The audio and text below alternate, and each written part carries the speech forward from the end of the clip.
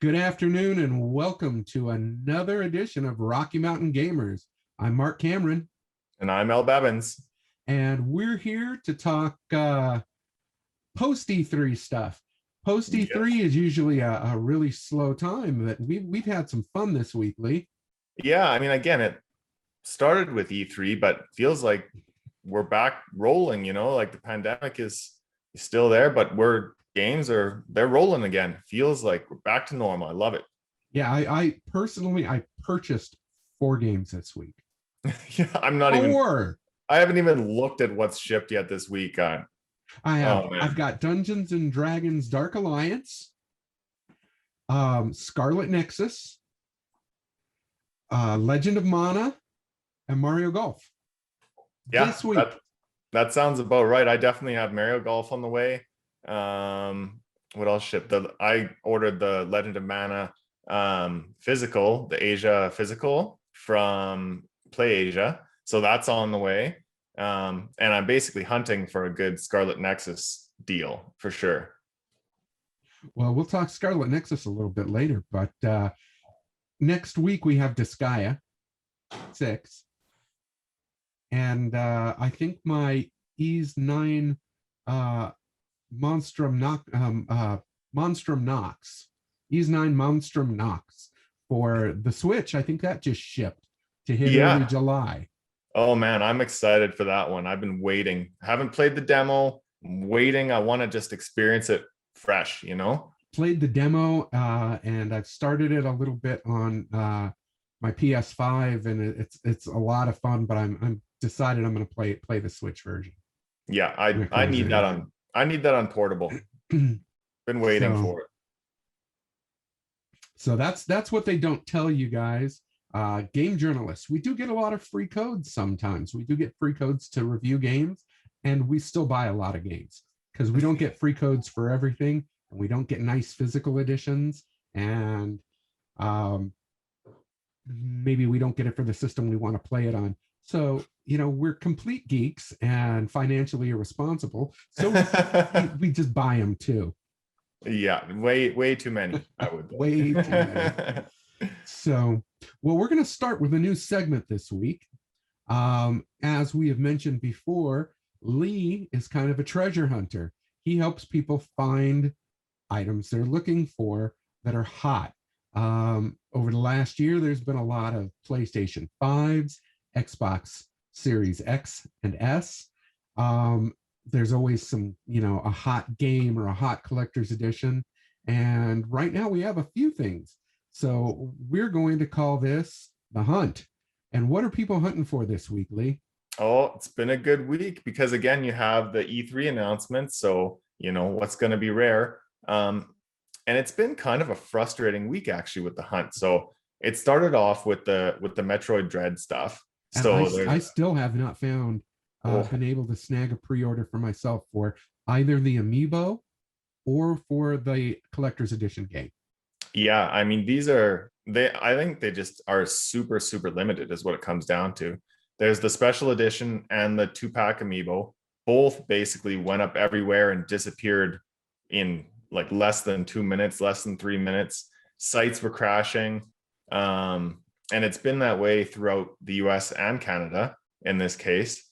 And I don't know what's going on there with Nintendo and the really limited inventory on these pre-orders lately. It kind of started with the Legend of Zelda with the new Zelda amiibo that's coming out, the Zelda and Loftwing. And we noticed just how small the numbers were on the pre-orders. Well, they've continued that trend with Metroid Dread. So those are hot right now. A lot of people importing them from Amazon Japan and Amazon UK simply because they flew off the shelves too quick. So hopefully we'll get some more of those. Then there was the Shin Megami Tensei 5 announcement of the release date. And thankfully, and I'm so excited about this and can't believe it, they're doing a premium edition for it, which looks great. It's a bit pricey. I mean, you're looking at basically double. It comes with like a cool backpack and stuff. Again, super limited, like under 100 of them showed up at some retailers here in Canada for all of Canada. And so I think Sega realized that there was an issue with that there, and they've since mentioned, and Atlas too, they've mentioned that they will be doing what they can to basically up those numbers. And it looks like they're holding true to that, because GameStop in the US today put up more pre-orders and they lasted a long time. I'm not sure if they're still there right now, but as of a few hours ago, they were holding strong, which tells me that Sega Atlas came through and did that. We haven't seen that yet happen in Canada, but I bet it's going to happen. Fortunately, that game's all the way out to November, so they have a little bit of time to manufacture what they need to manufacture. Absolutely. But there's some hot demand for that, so that's cool. And then just the other day, they announced a new Space Jam game coming out to Xbox Game Pass. And with that announcement came... and that's out next week, isn't it?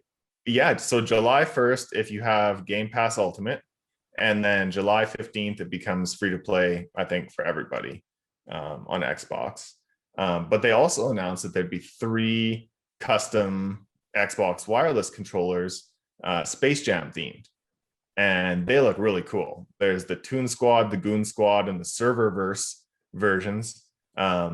And those, I think, have people excited as well. So I've been watching out for those. And that's what I've been hunting this week. There's lots of good stuff. It is a lot of good stuff. That's a lot of fun stuff. As we've said before, if you are particularly in Canada right now, although Lee is working on the US a little bit, we'll have more news on that as we get some systems solidified. But particularly in Canada, if you're looking for stuff, you should follow Lbabin's personal feed, Lbabin's personal Twitter, and give that a shot. Yeah, hopefully I can help. Yeah, a lot of people have found a lot of stuff through those tweets. The other big thing this week that I know made both you and I really happy.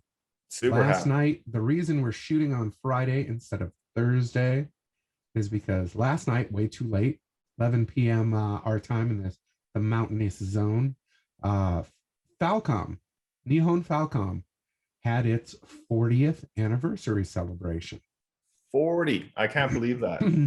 And 40 years. No, it doesn't seem like they should be around that long. That puts them up there with companies like Namco, Taito, Nintendo, and Sega, just for how long they've been. There weren't a lot of companies around back in 1981 in comparison. The video game field was pretty small. Totally. And it was primarily arcade. They had the Dragon Slayer game and things like that. And so they did a broadcast about an hour long last night, and it consisted mostly of their Nihon Falcom band playing songs from their games, which was awesome. So awesome. Particularly since nobody in the West has been able to go see them unless they were in Japan. They haven't toured in Europe, and they haven't toured in North America. And then you could tell it was the whole broadcast was aimed very much at the Western audience, at Europe and North America. It was part of the New Game Plus Expo, and we guessed we were going to see some things that we wanted to see. We had figured we would see some games that have not made it over here yet, and we could not be more pleased. Yeah, they really nailed it. They announced 4 games for release in both the United States and Europe.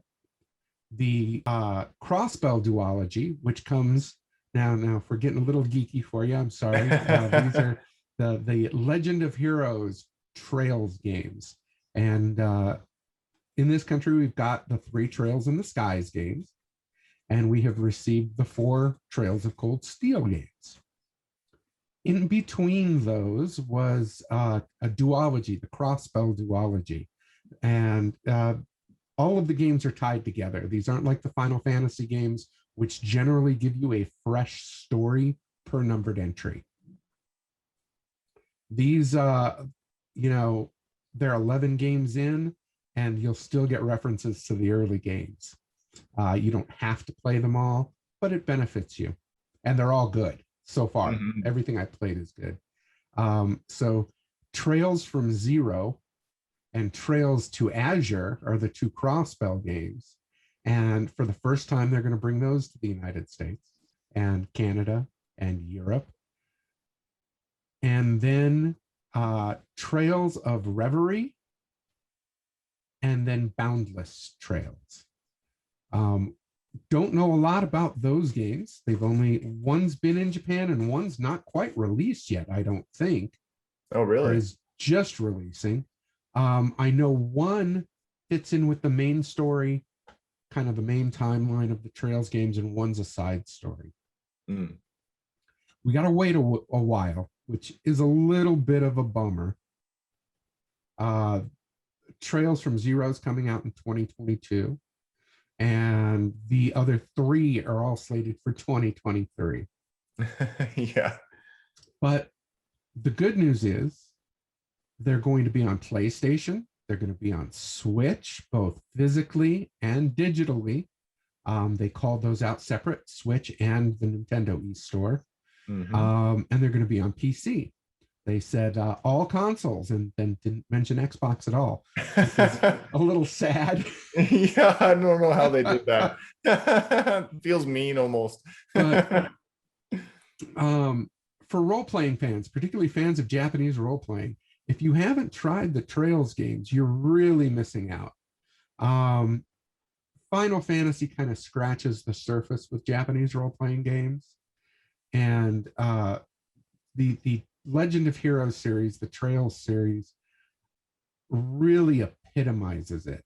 They're very different in a lot of ways from the Final Fantasies or the Atlas games like Persona or Shin Megami Tensei.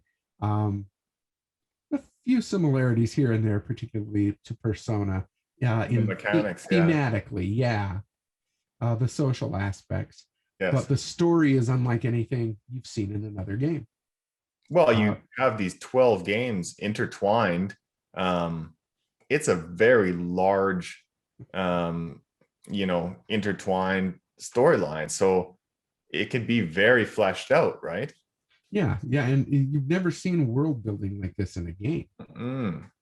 This is whole continents and different countries clashing and mixing, and there's differences within the countries and their traditions, and it's just so fully fleshed out. Totally. And they have characters visiting from other games, and they kind of all play their parts, and it's magnificent. I can't wait to finally play the Crossbell games. I mean, that was a kind of a big missing chunk as you played through the Cold Steel games. They made so many references to that. They had to bring it here. Yeah, you really do. When you get to Trails of Cold Steel 3, you start missing things. Absolutely. You start asking yourself, well, what's going on? And it's kind of that things are happening at the same time, even though the Crossbell games came out first. They're happening simultaneously with when Cold Steel is set. But it really, really will help to have those games. Absolutely. I'm thrilled. And it was an awesome presentation too. Like, the band was just rocking, like, so good. They were. I'd love to see them in person someday. And then of course they had the gear on the NIS America shop, right? And thank you again for managing to get me a t-shirt, because those sold out super fast. Yeah, I managed to snag t-shirts. Awesome. I need one of those badly. And they have the image on the $40 t-shirt can be yours still if you want to buy a $200 print. Yeah, the print's expensive. Wow. Yeah, the print is pricey. It's a gorgeous piece of artwork, but absolutely. Yeah, it was like buying a concert t-shirt. It's like $39.95. Yeah, plus shipping. Plus shipping. You don't even get to pick it up at the venue. You have to actually ship it, which costs. But chances are it won't come smelling like beer either. True. So we really enjoyed the Nihon Falcom thing. And there's one particular thing I wanted to talk about that isn't something that you see every day.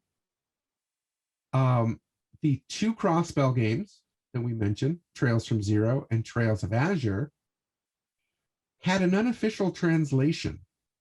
Right. There is a group called GeoFront that made an English language patch for the PC version.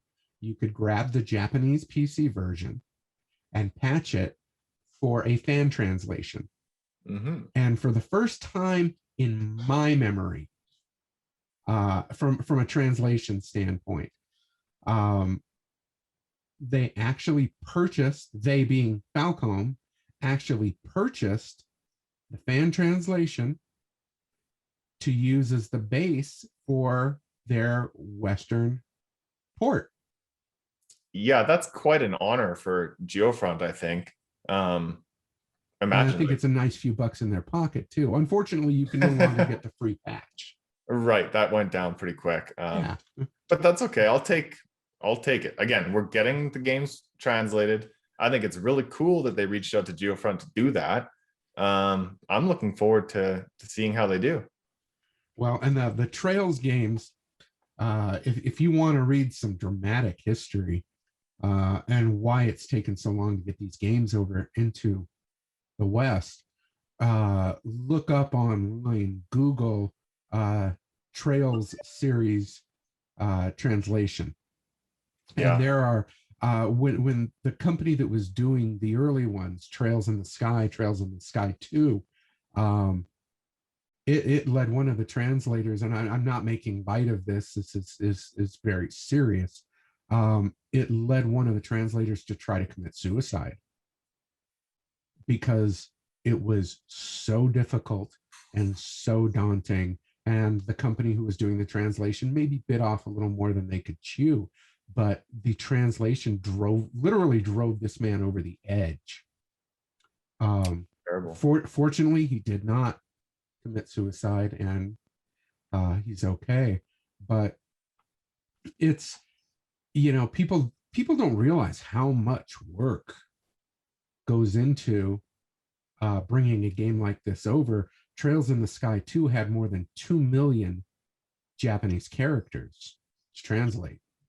Oh yeah, I mean, I was over 150 hours in my playthrough of Cold Steel 3, and it's nonstop plot and characters, and you could talk to the NPCs. Like, there's just so much text. I can't even imagine how much work that must be. That's the other thing. Lee and I were talking last night during the presentation. It's like, well, they have these two fan translations. Why is it going to take so long? And thinking about, well, they got to take it to other systems. They obviously have to check the translation, and that they're going to want to go through that. They might also be doing speech. We did, and we didn't mention that last night. Yeah, the fan translations were text only. Mm-hmm. If they're doing speech, they're going to have to record. Oh, so, yeah, and that's no small thing. But they have such good actors, mm-hmm. And some of the characters have already been cast as they appear in the Cold Steel games. So hopefully we'll get some speech there too. Yeah, that would be a great. And again, they didn't show much. It's more just a complete quick teaser that it's coming. So that'll be exciting to see more as time rolls along here. During our discussion here, I will have stitched the 4 trailers, and they don't take up much space. Yeah, no, they're so short. Totally. So, So we're really looking for, I know I'm really looking forward to that. Lee's really looking forward to that. Let us know what you think in the comments below. Have you played any of these games? Are you familiar with Nihon Falcom and those kind of JRPGs? And what do you think about this announcement that we're going to get 4 more Trails games in the next 2 to 2.5 years? Mm-hmm. Which it may be a long wait, but if they get them all out by the end of 2023, we will have gotten a lot of games in 2.5 years. Yeah, I might be finished Trails of Cold Steel 4 by 2023 even. So there's something. I'm determined I will be caught up before the Crossbow games hit. I have 1.5 Trails of Cold Steel left, and I still have 2 games in the Trails of the Sky. I've only played the first one. I still have 2 and 3 to play. And so I'm aiming for 3.5 games before 2023, in addition to everything else I play. Well, that's it's ambitious. I think so too, but I feel up for it. Yeah, oh yeah, it'll be some solid gaming, that's for sure. So one nice thing now that E3's over, I've had a little bit more time to sit and play. Mm-hmm. I still owe that elusive first review that's coming because I'm a terrible human being. And I look at the end of Shin Megami Tensei 3 and go, I need to finish that game. And then Lee says, oh, dude, you got to look at the Final Fantasy VII Remake interlaced, whatever the hell it's called. And you got to look at it on your PS5, man. It's really cool. It looks so good. You haven't ever seen a game that looks so good. You got to go check it out. Go to stores, get your copy of Final Fantasy VII Remake and upgrade it for PS5 and come on over and play it and let me know what you think. So I did. And that's all I played for the last 30 hours of playtime. And I'm not quite done yet. I haven't hit the new content yet. So I totally blame Lee for that review not getting up because I've been playing Final Fantasy VII almost exclusively since I started replaying Final Fantasy VII Remake. I take complete and utter responsibility for that. I fired it up on the PS5 more just to see how it looked kind of thing. I was just like, oh, let's spend an hour and check it out or whatever. And it was a big process, but holy smokes, I fired it up and that was my game of the year when it released. It might be my game of the year again. Like it's just so such gorgeous. A phenomenal game, and it looks and sounds incredible on the PS5. So I will push that all day long. I think you need to try that because it's amazing. Yeah, I have not. Lee's been playing it with headphones and tells me the sound is just astounding. I've been using a speaker bar. The sound's still great, but I think I got to try my 7.1 headphones. Well, I tried it with the Pulse. Yeah, like I tried it with the Pulse 3D headphones for the first time, really playing through a PS5 game on them, and I get it. Like the sound is neat. Yeah, like you can hear things kind of around you and whatnot. I thought it added a cool layer to it for sure. They really went all out with their PS5 upgrade here. Yeah, and it's so nice to see. Not quite as much DualSense integration as I expected. Not that if they do utilize it in spots, but that's okay. It's an RPG. There's only so much you can do. I've also been playing around some with Ratchet and Clank and Rift Apart, and it really makes good use of the DualSense controller. It really makes a difference, and it's gorgeous too. So we're finally getting some games that really show the potential of this new generation. We're pushing a year into it. We're 9 months into it, 8 months into it, and we haven't seen a ton. This is the weirdest generation. Usually a generation of system launches, and it launches with a pile of games. This generation launched, and it's like, it'll make your games look better. Not a whole lot of exclusives, not a lot of that. So they've had a lot to prove, and they've been popular between the speed upgrades, and the graphic upgrades, the ray tracing, and I think it's really starting to pay off. Oh yeah, I mean, this reminds me a lot of the PS3 launch, in terms of games coming out. There just wasn't a lot. I remember spending the first 2 years of the PS3 launch playing PS2 games on it until they started coming out with some games that I actually wanted to play. The PS4 I feel was a lot more solid, coming out the Which was gates. good because it didn't have Yeah, the kind of backwards compatibility. yeah, You couldn't plug in all your PS3 2-in-1 games. yeah. No, they were solid from the get-go. Yeah, PS5 is kind of a weird one in the sense that they're having a hard time getting consoles into everybody's hands. So I think that's maybe slowing things up a little bit. and it's not And like those pandemic. consoles aren't selling though. Oh, immediately. Like again, there would be a lot more sold if they could get more stock. It's just kind of a weird couple of years altogether with the pandemic, It really is.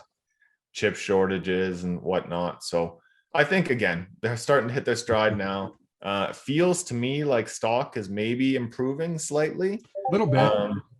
So I mean, I think we'll get there. Yeah, I think we got a little bit of stock improvement coming. Yeah, definitely. So, what are you going to be playing this next week other than Final Fantasy? Well, I'm going to be playing Final Fantasy probably for the entire week. I definitely think I am going to be firing up some Mario Golf, though, when it arrives, just for, a palate cleanser, if you will. It looks neat. It looks kind of goofy and like different. Like you're mentioning before, you have boss fights and things like that. Could be a good speed golf. Yeah, that's the other thing. Could be a good party game. Yeah. I could see me putting the kids all down and we'll have a round of speed golf. Yeah, I think that those will be my games for this week anyway. Excellent. I definitely see me trying some speed golf and continuing with Final Fantasy. But I also wanted to let people know I'm going to play some Scarlet Nexus. On Sunday, I'm going to do a special stream. One of our fellow industry personalities is having some personal issues. His fiance has cancer, and they're dealing with the aftermath of a bone marrow transplant. So, dealing with the additional expenses you don't think about. When you think about the medical expenses, you think about the hospital bill and the doctor bill, but she has to be 3 hours away from home and go to a clinic every day for 90 days. So she's dislocated, living in a hotel basically near the center. None of that is covered. She has to isolate because they kill your immune system with a bone marrow transplant. She just had COVID and made it through that, fortunately. But they need a little bit of help. And in the games community, we try to take care of each other. I don't know my viewers. I don't know a lot of you guys. I'm sure I know a few of you guys, but I don't know a lot of you guys. And we're still family. If I met you at a show or if I met you on the street, I'd sit down and talk to you and have a soda or whatever and talk games. So when something happens to a member of the family, I try to gather a little bit of support from the rest of the family. So Sunday from 3:00 Eastern Daylight Time, 1:00 in the Mountain Zones, until 7:00 Eastern Time, I'm going to stream Scarlet Nexus, and we'll ask people to contribute a little bit, $5. Come hang out, come talk, and contribute $5 to their GoFundMe to help this great couple out. Maybe you know his website. He runs the Real Otaku Gamer. and he has the Another Retro Gaming podcast, and does a fantastic job. We're going to have him as a guest on the show in the future. But if you could find it in your heart, go over, look at. I will tweet in the Rocky Mountain Gamer Twitter the information for the GoFundMe. I'll put it on our Facebook page, and obviously it'll be on the Twitch this Sunday. RMG South is the handle for the Twitch channel, and come on by. Let's talk for a few minutes. Let me know who you are. Let me know if you hate or you love our show, and maybe donate a couple bucks for a good cause. Yeah, and I'll send a tweet out as well. Just kind of reminding you guys, check out the stream. It's a great cause. So, and Scarlet Nexus looks like a lot of fun. So everybody can check out the first 4 hours or so. Yeah, that's gonna probably cost me $80 because I'm gonna watch you play it, and I'm gonna have to go buy it basically right there and then. Yeah, well, fortunately, it was only 60 for me in this country. So yeah, I get the $20 premium over here. Yep. So that's it for the show for today. Keeping it kind of casual. I think both my Rocky Mountain Gamer North partner and myself are a little bit tired this week, but we will be back next week.